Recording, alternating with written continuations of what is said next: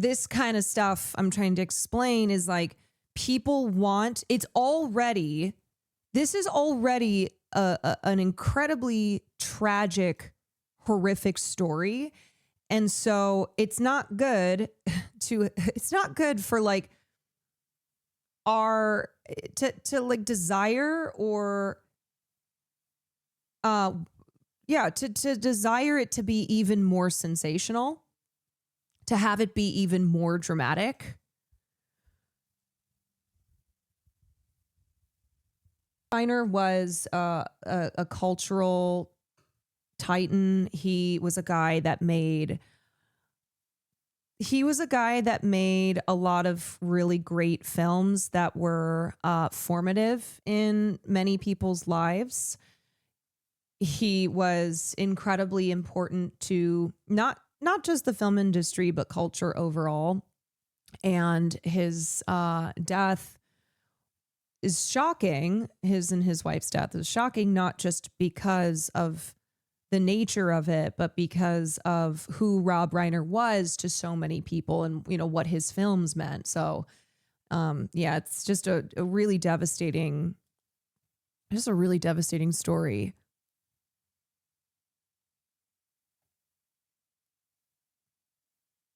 In which, Not true. She found her mom alive. She's the one that told the daughter it was their son that did it. So I just want to point out that a lot of reporting that's happened is not necessarily accurate. And this New York Times piece from today, which I am inclined to trust that reporting over over the multiple reports from like Page Six and TMZ and People. These are publications that often just want to be the first to the scene, and they will get the main details correct, but they're the type of sources, they're the type of publications that TMZ doesn't give a shit who a source is, as long as they can sensationalize and publish something. So,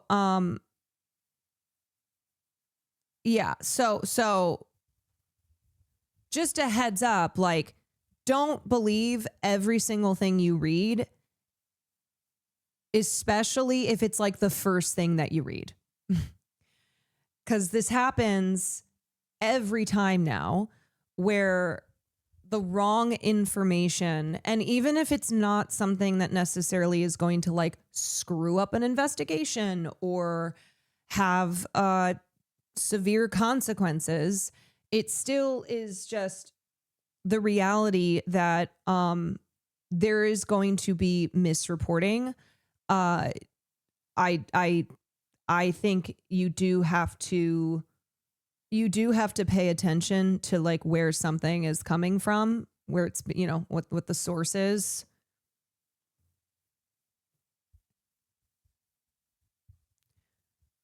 The attorneys, if the defense attorney wants to the sheer confidence of that statement. Yeah. Also that. Also that. Bring up any mental health issues, that would be addressed at that point. All right, Adam Yamaguchi, thank you so much. Let's go now to retired FBI special agent and profiler Mary Ellen O'Toole. All right, Mary, let's talk about the exact charges here. 2 counts of first-degree murder with special circumstances, because there were multiple murders, and it also the special circumstances have to do with the type of weapon. Can you explain why the type of weapon, a knife, is considered special circumstances when it comes to a murder of this kind? Sure. So there are several reasons. Also, I am always inclined to believe reporting that is less sensationalized than reporting that is more sensationalized. And a lot of what I was seeing before I read this piece in the Times was like maximum. It almost felt like for maximum dramatic effect. For instance, the holiday party that the Reiners had gone to at Conan O'Brien's house. It was a private party at his house in the Palisades. And initially a lot of the noise around that was, oh, Nick Reiner showed up and caused a scene, and then his parents, you know, they got in, Rob and Nick got in this really loud fight, and then the Reiners stormed out, and so tense, intimate, rage-filled act because it requires close contact. It's extremely personal. Described as like a crime of passion. Also, usually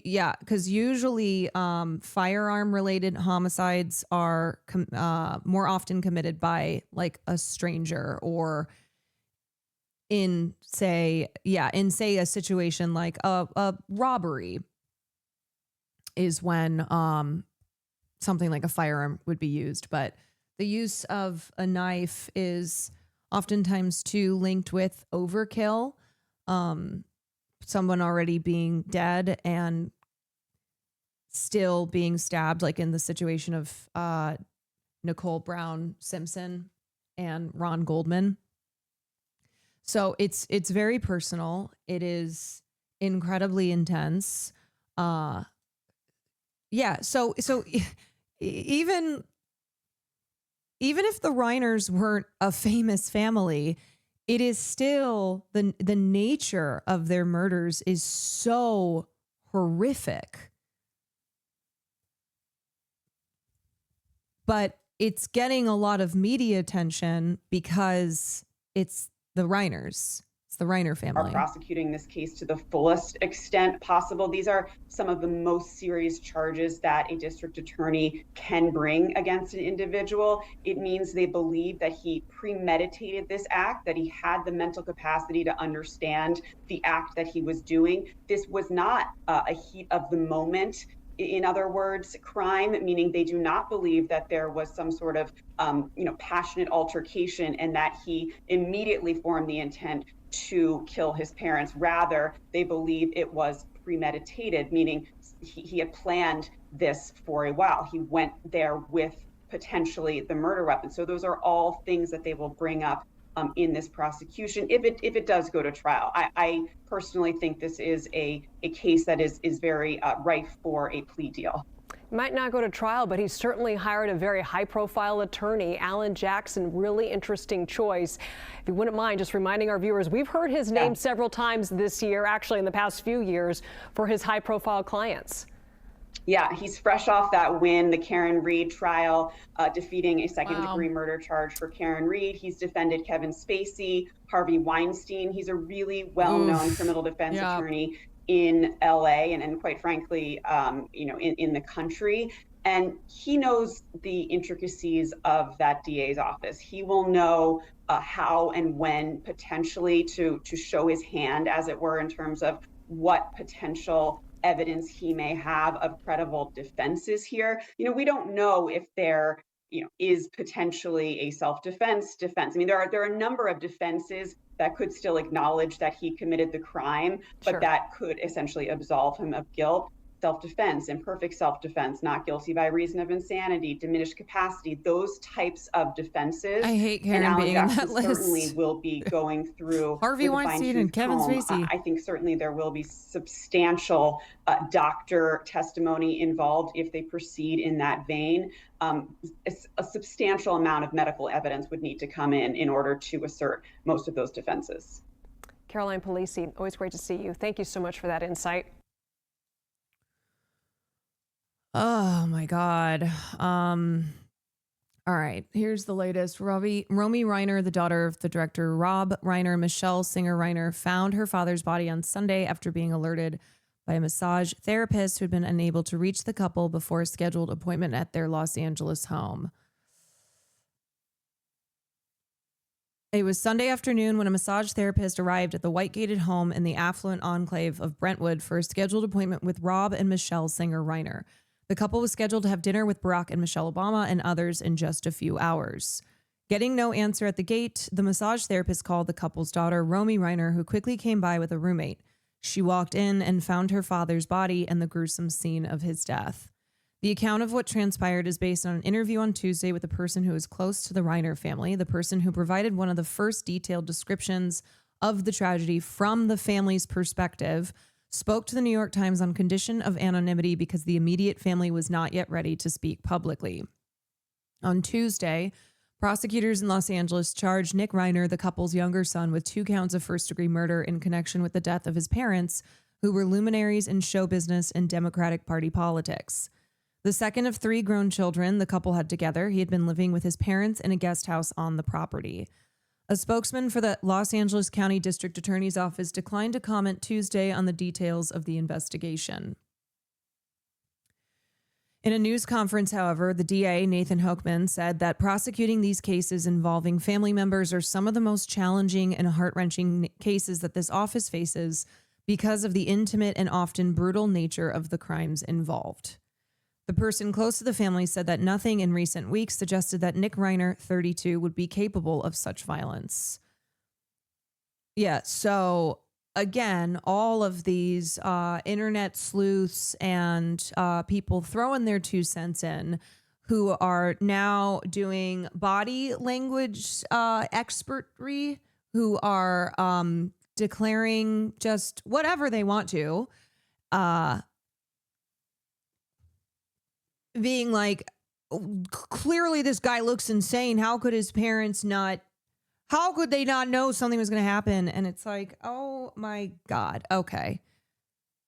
You were not in their world. You do not know them. We do not know them.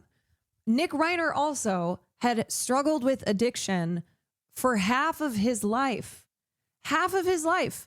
And by all accounts, his family had tried to do everything they could for him. I mean, at one point in his life, he was homeless. He comes from a very, very wealthy family. And still, because of the struggles that he had, he was on the streets. And then in around 2015, when he seemed to kind of get things together, he and his dad made that film that was semi autobiographical of Nick's story in life. And his father talked about how it was a way for him to understand even more what his son had gone through and how they connected doing that. And then who knows, like, what happened in recent times that then caused this to occur. And I think too, it's like placing any blame on Rob and Michele Reiner is also just so gross right now. Blaming them essentially for being murdered, and like I just know what it's like when you have an addict in your family, and a lot of people, I think, probably have dealt with this as well. Maybe they were that person in their family, but sometimes you can do everything that you can for a loved one who struggles with addiction, and it's not enough.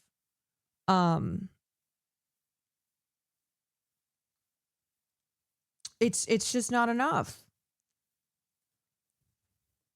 Seeing a lot of victim blaming Rob Reiner and his wife for keeping their son around while he was actively using drugs. I just wanted to mention, as an addict myself, that parents of addicts with mental health problems often end up in impossible positions. Don't want to abandon them, but also don't feel safe with them around. For years, they tried to help their son, and it ended in violence. He's the one responsible for that, not them. Stop blaming them for trying to be good, loving, supportive parents. Also, you cannot force an adult to go to rehab. It's not possible.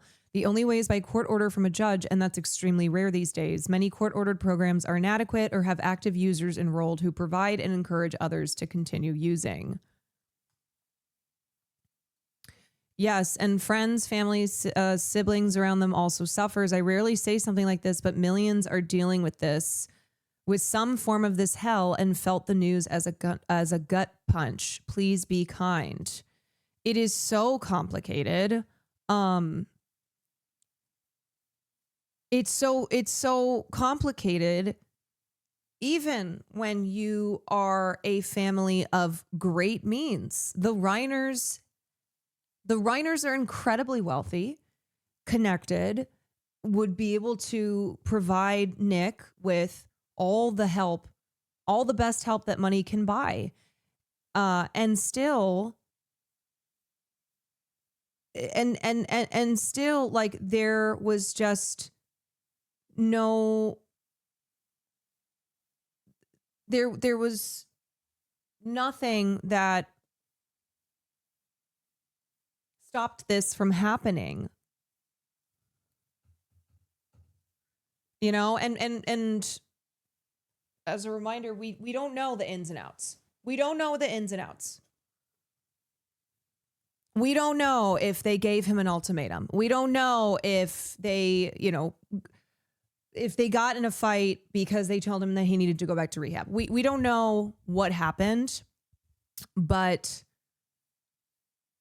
we know that they loved their son very much, and it seemed like they tried to do their best for their son. And I can't imagine being a parent, having my child be an addict and struggle with mental illness, and, you know, want to get them the help, not want to fail them, but also most likely be concerned for, like, not just their safety, but the safety of others around them. Like, it's just that is such an intricately complicated and devastating situation.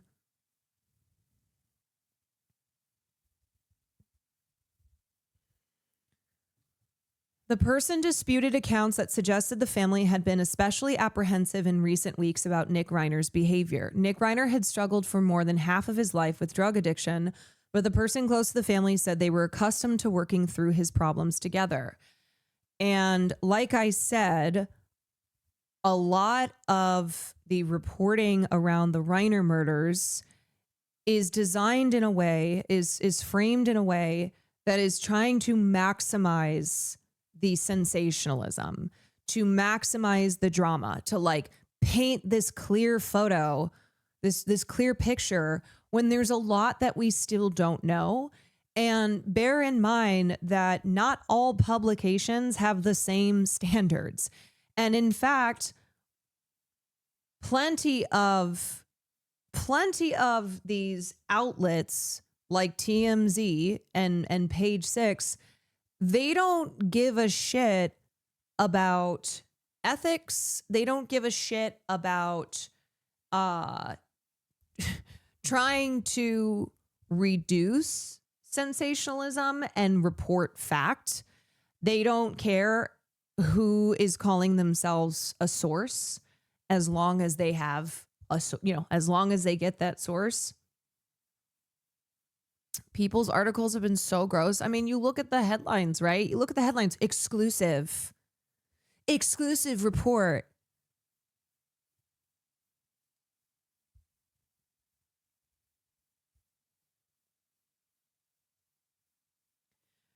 And look, like, naturally, people, I understand why people want to know, why they're seeking out, why they're seeking out information and trying to get the whole picture, because Rob Reiner was an incredibly beloved, famous director. The nature of this crime being so so gruesome. But I just think that we always need to be pushing back against our true crime obsessed culture. The way that true crime almost kind of like gambling has just washed over so much of our society, and it's not healthy. And approaching everything from true crime brain, I just don't think is very good. I don't think the normalizing of treating everything like an exciting podcast episode where somebody is almost gleefully detailing the worst the worst day in somebody's life.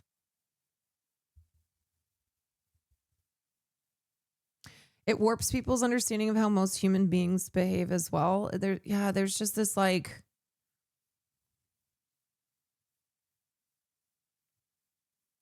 I don't know.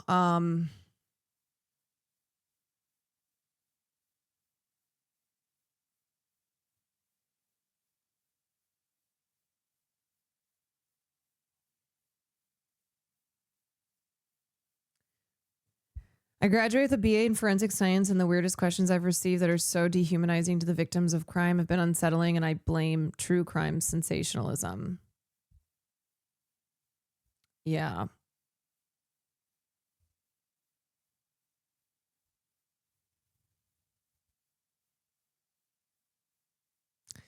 All right. Anyway, in 2016, the father and son had made and released a film together that was loosely based on their experience with the son's battles with cocaine and heroin. In fact, the person pointed out just the night before, the family had attended a Christmas party together. The gathering at the home of the comedian Conan O'Brien had been crowded with people in show business and neighborhood friends.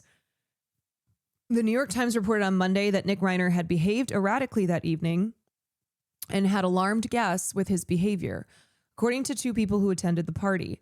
One of those two guests, who spoke on condition of anonymity to preserve relationships, said Rob Reiner had rebuked his son, telling him that his behavior was inappropriate for a guest in someone else's home. The person close to the family was not in a position to dispute that account, but said that Rob and Nick Reiner did not have a heated argument and that the episode was being overblown. The intensity of any conversation that might have taken place between father and son may have been misinterpreted, the person said. He took issue with news accounts that suggested the family might have left the party early because of the son's behavior. Nick Reiner's behavior at the party, the person said, was not unusual to the Reiners, who had grown used to it over the years. And I think this is a part of the story that there's two versions here, right? And I think the version that people are looking for is like, or that they're kind of that is just more exciting, is that at Conan O'Brien's holiday party, lots of famous people around, Nick Reiner caused this huge incident, and Rob Reiner like snapped at him, and that everything was fine until it wasn't fine. And then they stormed out of the house. And then sometime later that night or early morning, Nick Reiner stabbed his parents to death. When I think this person who is the New York Times talked to, what he's saying is that Nick's behavior was erratic, but that the Reiners were used to this. Like, this was not unusual. So there was nothing necessarily, I think, is what you can surmise here based on this account, that like this was not isolated, that this was not a clear sign that Nick was going to snap and stab his parents to death. That like Nick, for a lot of his life, had maybe episodes like this, had just his behavior being erratic because of his addiction and health struggles.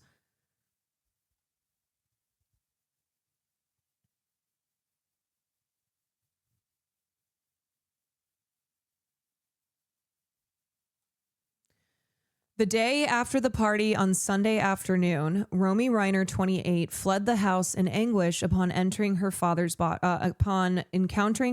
body inside the house. Her roommate waiting outside called 911, the person said. When paramedics arrived, the person said Romy Reiner told them that her brother lived on the property also, but she did not suggest to the authorities that her brother might be a suspect, as some news outlets have reported. And this is a different version of what happened as well. And one that is less, dramatic or less interesting, I guess. And it's so fucked up to even say that because of how fucking horrifying this whole thing is. But the way that it was reported that like Romy came in, found her parents' bodies, ran out saying like, my brother did it. It was my brother. Because what this is indicating is that why would the sister automatically say this, that my brother killed my parents, when even if she was aware that Nick had behaved erratically at the party, that this was something that was not unusual for the Reiners. So the reason I'm trying to explain this, while recognizing that we don't know exactly what went down, and we don't know the lead up of like the past 5 years, is because right now this requires extreme sensitivity. I think facts are always important, but like right now, not trying to sensationalize something that's already sensational enough. And also because I've already seen this like victim blaming, this putting the onus on Rob and Michele Reiner and whoever else strangers on the internet want to blame, by acting as if you could have predicted that Nick Reiner was going to stab his parents to death.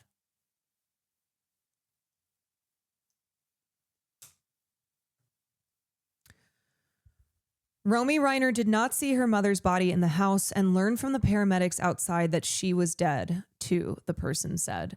Investigators did not find the son in the guest house. He was arrested without incident later that evening around 9:30 p.m. by officers from the Los Angeles Police Department gang and narcotics unit who had located him about 15 miles away near the neighborhood of Exposition Park, southwest of downtown. It was not clear how the police found him. On Tuesday, the Los Angeles Police Chief Jim McDowell said the coroner had not yet determined whether the Reiners had died on Saturday night or Sunday. The Los Angeles County District Attorney, Mr. Hochman, said that the son would be formally arraigned soon. Nick Reiner had been expected to appear in court for the first time on Tuesday morning, but he was not present, and his lawyer, Alan Jackson, said that his client had not been medically cleared to be transferred from jail.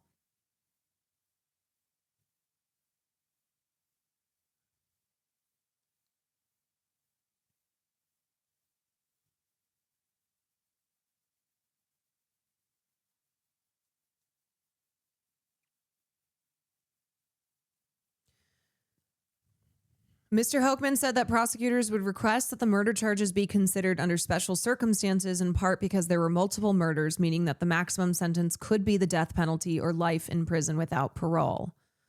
Although Governor Gavin Newsom of California has put a moratorium on executions, Mr. Hochman said that his office was still weighing whether to pursue the death penalty in this case. Nick Reiner had spoken over the years about his struggles with drug abuse and periods of homelessness that began in his teenage years. He worked with his father on a movie loosely inspired by his early life, Being Charlie, a project that was meant to help heal a fraught relationship.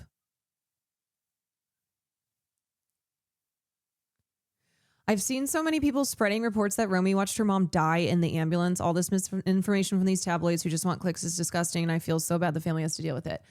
It's fucking so gross. And this is what I mean by like, everyone is so true crime brained. Nobody cares about facts.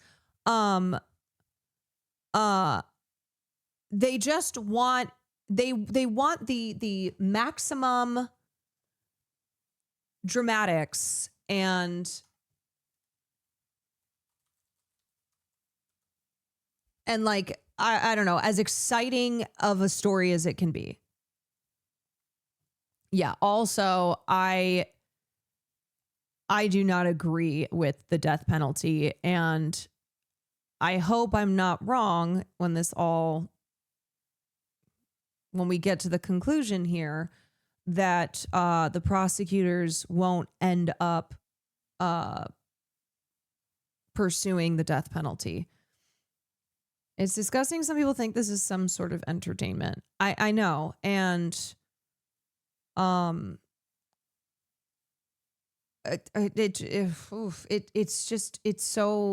so gross to me. It's so gross.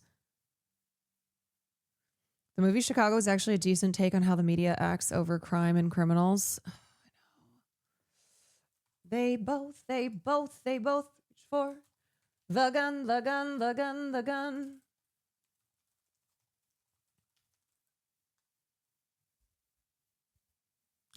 Yeah, they might be acting like they go for the death penalty to get a plea. Yeah, it could just be an early strategy.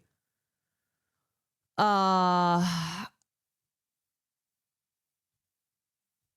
it's just the exploiting something this awful for entertainment, for people's own I don't know, twisted, fucked up desires. So there was cause for police to arrest him. Yes. So apparently he had stayed at a hotel in Santa Monica, and I believe that there was I believe that the staff at the hotel found blood like in the shower, on the sheets. At the press conference today, they did not go into detail, I don't think, on all the evidence that they have. But yes, there was cause for them to arrest him. Saw someone accuse a celeb of not talking to police because he hasn't made a public statement. What is wrong with our society, man? What is wrong? I always think of this piece. Hold on. I always think of this piece by Emma Berquist, who was a victim of a crime whose story turned into a true crime story. I was having outdoor drinks with my girlfriends when one of them mentioned her plan to do some solo backpacking in the Pacific Northwest. Please be careful, another friend said. I've watched way too much Dateline. This piece is titled True Crime is Rotting Our Brains. Later, while checking Twitter, I ran across a Nextdoor post detailing the saga of a woman who rang someone's doorbell and asked for a Band-Aid. She was driving a black Mercedes-Benz, the post continued. Was it possible she could be scouting the place to rob later? The comments agreed that it was highly suspicious. No one pointed out that most thieves would probably not case a neighborhood in a Mercedes with a clearly visible license plate. My breaking point came when Newsweek, a magazine with 3.4 million Twitter followers, reported that an internet sleuth had discovered disturbing footage of Brian Laundrie, then a suspect in the death of his fiancée, reading the novel Annihilation and provided as proof that he had murderous intentions. I say this as someone who's been obsessed with the genre since watching Paradise Lost and learning about the West Memphis Three. It's time to admit that true crime has rotted our brains. With the exception of a spike in murders in 2020 that coincided with COVID, major crime has been steadily decreasing for 18 years. Even with the spike, murder rates are a third lower than they were in the 90s. You're more likely to die from heart disease or a car crash than you are from being murdered. And in the US, men are far likelier to be homicide victims than women. But listening to true crime podcasts, you would never suspect this. Most of the audience and the hosts themselves are female, and most cases covered by true crime podcasts are about women. It's making women paranoid. And on the Brian Laundrie thing, and similar to Nick, I think something that happens too is people then will take anything as evidence of somebody's like clearly psychotic, murderous behavior. And that can have harmful consequences to it, because then what we're doing is taking something and treating it as proof or like cause when and kind of like eliminating the reality that a lot of times a personal crime of passion, murder like this, is not something where there were clear signs that somebody read this book, which meant that that's proof that they were planning to murder this person, because then it's like, okay, it's what are you saying then about everyone else who engages in this kind of behavior or consumes this kind of stuff, that someone who committed a violent act then that's something that they did, or that's something that they had consumed.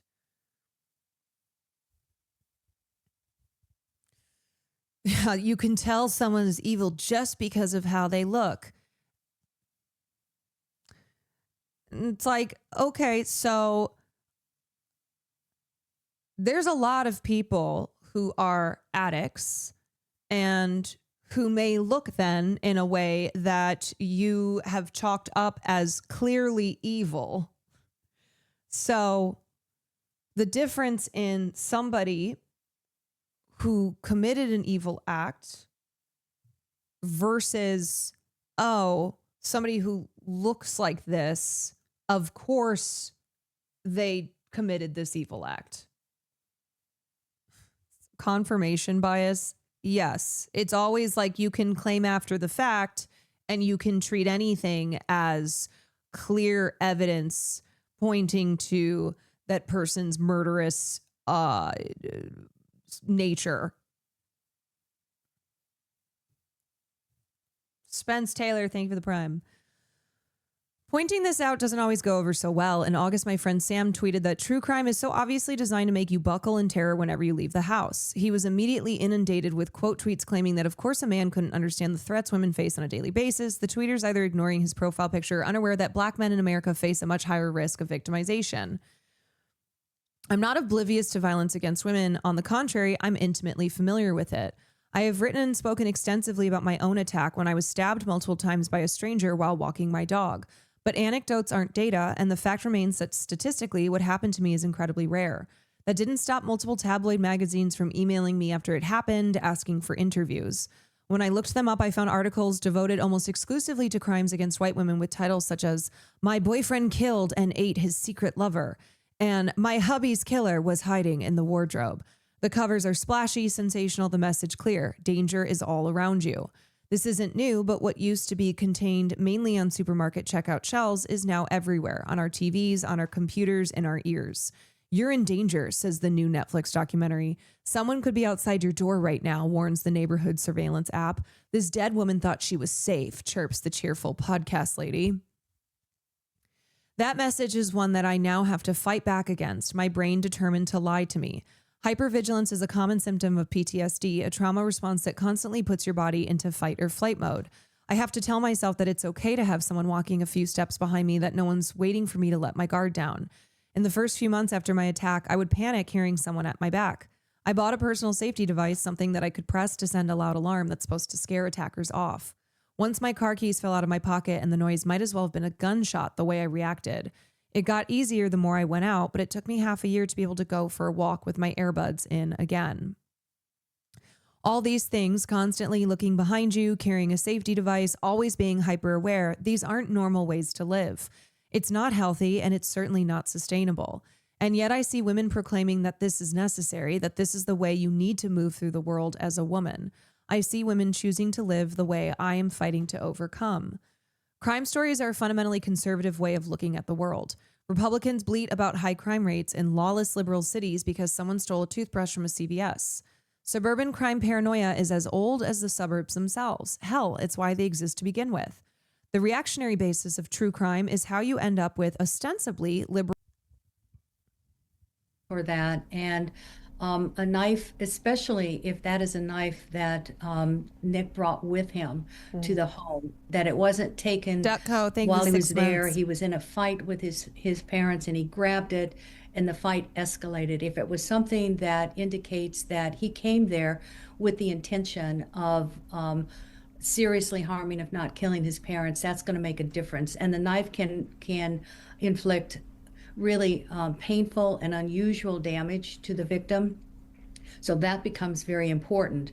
And associated with that. Yeah, what she's talking about is how investigators are working on determining if this was if this was premeditated, because that's going to result in the most serious charges and consequences for Nick if he is found guilty, or if this was done in the moment, which is still murder, but essentially they're trying to discover if this was if this was premeditated or not. During the trial, if it does go to trial, they're going to be looking at the forensic evidence, the crime scene evidence at the scene. There was a mention made earlier that the parents were found in the bedroom. If in fact that's true, and if Nick went in and accosted them when they were very vulnerable and immediately began stabbing them, the forensic evidence at the crime scene will tell the crime scene technicians what happened and how it happened.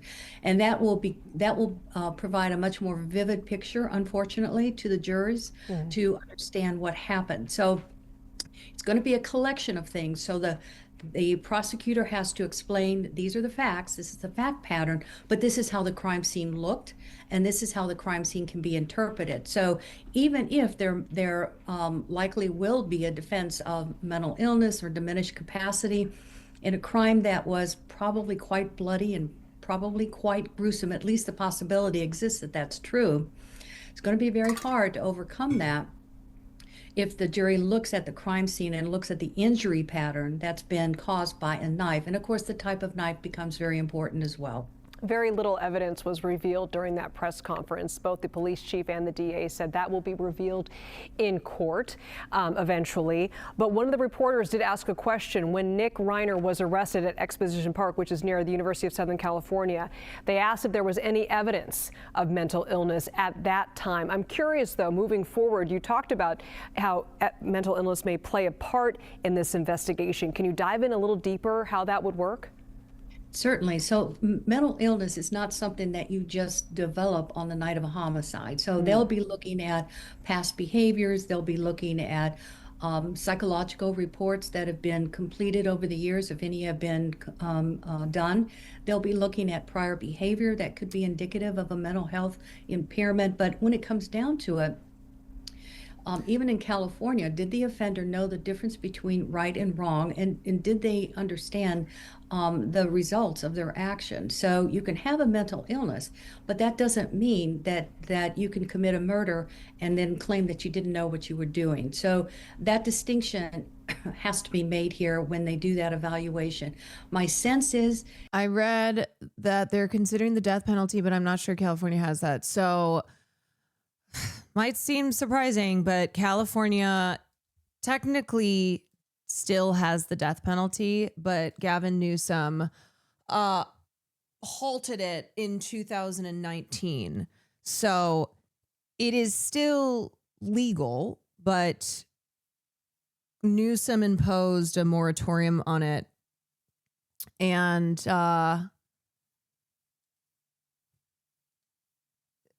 anyway, so there is a possibility, if that is what the prosecution seeks, And if, everything proceeds, that results in a guilty charge and then the death penalty being on the table, it's a possibility. If they go with a mental health defense, which seems likely at this point, there will be evaluations of him that will be done both by the defense expert and a prosecution expert. But again, I can't imagine. I can't imagine that when I say it's a possibility, it doesn't mean that that's what will happen.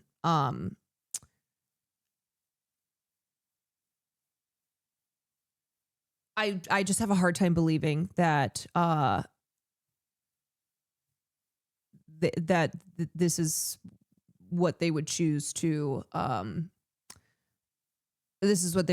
do. Won't be that all of a sudden on that night they developed this problem that caused them to not know what they were doing and act in a way that was inconsistent with who they are throughout their entire life. So again, it's this office is very well versed in mental illness and defense, so they'll be able to get the best experts and be able to counter those allegations of a mental health defense.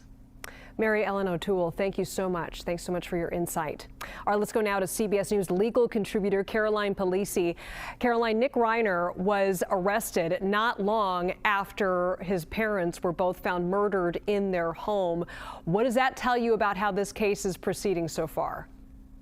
Yeah, and of specific note, he was arrested without incident, meaning he didn't put up a fight. There wasn't anything sort of notable about that. I would just say, going back to talking about a potential insanity defense, everything that your prior guest said is absolutely correct. And I think that had the arrest not been without incident, that could play a part in any potential insanity defense. But also, I would just of note, any insanity defense or a diminished capacity defense or anything involving what we call the mens rea or the state of mind of the defendant at the time, voluntary intoxication cannot be the cause of that switch in state of mind. It's a little more nuanced than that, but essentially, given the defendant's history of addiction and substance abuse issues, we could be looking at potential substances coming into play here. And I would just note that a voluntary intoxication of that sort would not be the type of defense that you could assert in conjunction with a temporary insanity or not guilty by reason of insanity defense. But they are throwing the book at him, Elizabeth. They are going for that top charge of first-degree murder, 2 charges of first-degree murder with special circumstances. You noted the knife makes it a special circumstance. The multiple murders makes it a special circumstance, which means the death penalty is on the table in this case. That's pretty extraordinary. Yeah, and I want to lean into that a little bit here, because the DA, Nathan Hochman, said when asked if he would take into consideration the family's wishes. What makes Nick Reiner's case special? Lots of sons killed their parents. Okay, well, I wouldn't say like parricide happens all the time. It's actually a very small percentage of homicides. I don't know where you got this idea that like sons are just constantly killing their parents. But also the Reiners were a famous family. So this is a very high profile case. The nature of the murders being incredibly gruesome. As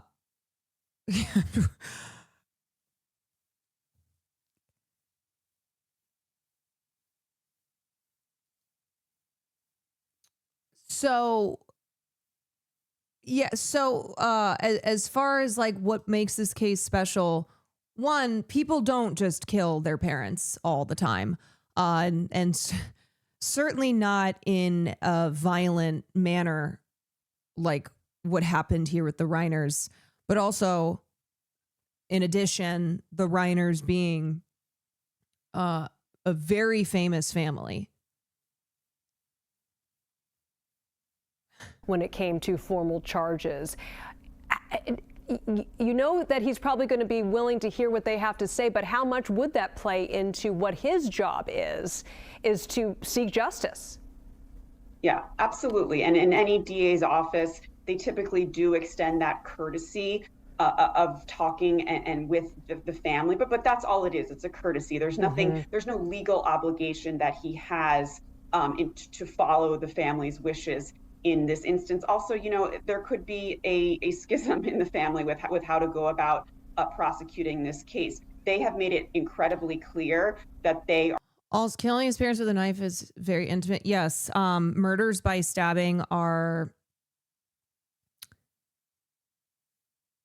what they would describe as like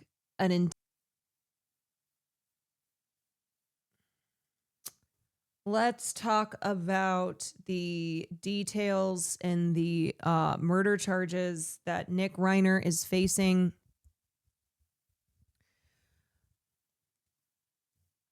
As he was arrested for the murders of his parents, Michele and Rob. Erica is so unlikable, not even the right can be forced to like her.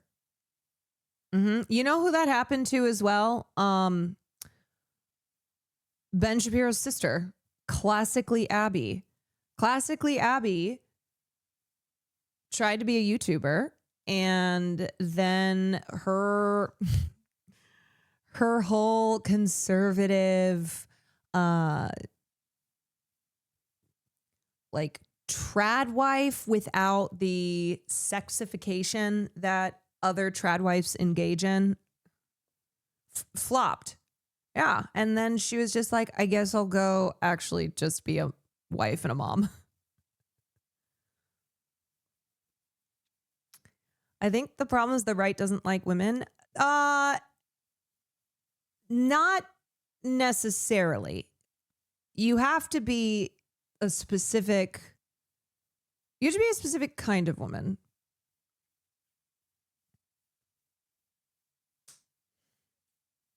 It's actually crazy that Brett Cooper looks more like Ben than Abby does.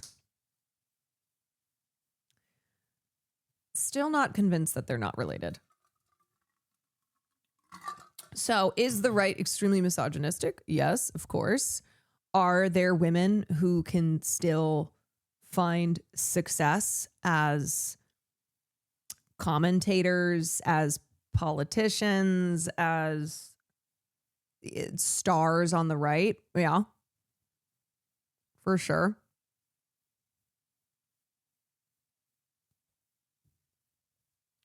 Like Carolyn.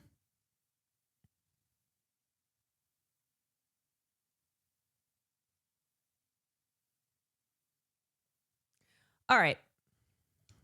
Let's take a look at this. And you have just been watching a CBS News special report on a press conference out of Los Angeles given by the District Attorney of Los Angeles, along with the police chief, announcing formal charges against Rob Reiner's son, Nick Reiner, for the murders of his father, Rob Reiner, and his wife, Michele. I want to go straight to CBS News correspondent Adam Yamaguchi, who's been following this story since it began over the weekend. Adam, if you want to just remind our viewers what those formal charges are. Yes, good afternoon, Elizabeth. So yes, the formal charges, the district attorney's office is in the process right now of filing these charges, 2 counts of first-degree murder with special circumstances. And what that means is this is elevation of charges due to the fact that there were multiple murders, 2 in this case. And there's also a special allegation, which is the use of a knife. Now, this all carries a maximum sentence of life in prison without the possibility of parole or possibly the death penalty, although the prosecutor's office has not yet determined whether they will seek the death penalty. Nick is currently being held without bail in Los Angeles. And now once these charges are formally filed this afternoon, Nick will have to make an appearance in court after given medical clearance. This is a standard protocol for medical clearance. We're not exactly sure what the timeline is on that. And then comes the arraignment and a plea of guilt or not. Now, after the arraignment, there may be a hearing. Who is Rob Reiner? So Rob Reiner was a Hollywood giant. He was most famous for the films that he directed, films that included When Harry Met Sally, A Few Good Men, Misery, Princess Bride. And he was also an actor. And he comes from a famous Hollywood family. His father was Carl Reiner. He was married to Michele, who was a photographer. Two of them had been married for decades. They were, so they were really established in the industry. And the reason that we're talking about Rob Reiner is because 2 nights ago, the news broke that Rob and Michele were found dead in their house. And then as details emerged, the picture started to become clearer that their son, Nick Reiner, who's being talked about right here, their son was the one who had murdered them, and that it was their daughter who found the bodies, although it seems like, from what I was reading in the New York Times piece, it seems as if she found her dad first, ran out of the house, and it wasn't until the police and the paramedics showed up that she was informed that her mom was also dead. But yeah, so Rob